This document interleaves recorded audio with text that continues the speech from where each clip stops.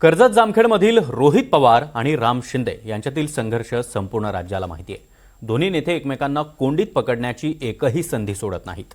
आता एका रायटिंग पॅडवरून रोहित पवार यांनी राम शिंदे यांच्यावर निशाणा साधलाय। त्यासाठी रोहित पवारांनी एक व्हिडिओ देखील ट्विट केलाय। नेमका प्रकार काय आहे पाहूयात।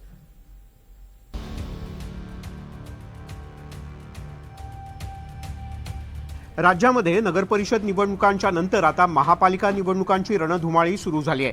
युती आघाड्यांचं गणित सुटल्यानंतरही सर्वच राजकीय पक्षात इच्छुक उमेदवारांचं नाराजी नाट्य रंगलं होतं।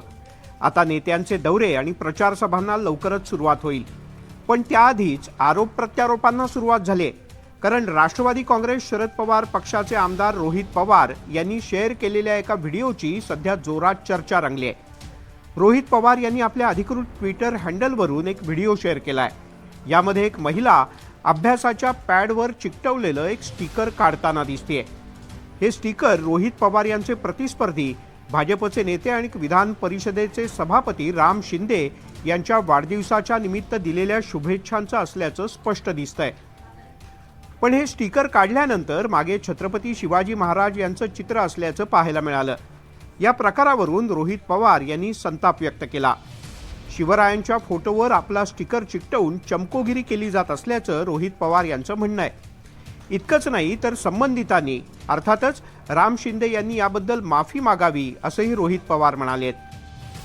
महाराष्ट्राचं आराध्य दैवत छत्रपती शिवाजी महाराज यांच्या फोटोवर माझ्या मतदारसंघात असे स्टिकर चिकटवून ते पॅड विद्यार्थ्यांना देऊन चमकोगिरी केली जाते। ही महाराजांची विटंबना असून ज्यांनी हे केलंय आणि ज्यांच्यासाठी हे केलं गेलंय हे सगळेच त्याला जबाबदार आहेत। या प्रकरणी संबंधितांनी तातडीनं जाहीर माफी मागावी। दरम्यान ही घटना समोर आल्यानंतर भाजपच्या पदाधिकाऱ्यांनी अहिल्यानगरमधल्या दुकानदाराला माफी मागायला लावली। कारखान्यातल्या कारागिराच्या चुकीमुळे हा प्रकार घडल्याचं संबंधित दुकानदारानं म्हटलंय। नमस्कार, मुरजी पटेल, मुरेजगांव भारतीय जनता पार्टी की ओर से सभापति महोदय रामजी शिंदे साहब के जन्मदिन के मौके पर पूरे पेड़ पर प्रिंट करके सभापति जी का फोटो प्रिंट करना था, लेकिन मेरी फैक्ट्री के मजदूर से गलती के वजह से हिंदुस्तान के आराध्य देवता श्री छत्रपति शिवाजी महाराज के प्रिंट हुए पेड़ पर गलती से सभापति जी का स्टिकर लग गया। इसीलिए मैं सभी शिव प्रेमी और महाराष्ट्र की जनता से दिल से माफ़ी मांगना चाहता हूँ। मिरजगाव इथे राम शिंदे यांचा वाढदिवस साजरा करण्यात आला होता। तिथे रायटिंग पॅड वाटण्यात आले, मात्र आपल्याला या गोष्टीची माहिती सुद्धा नव्हती।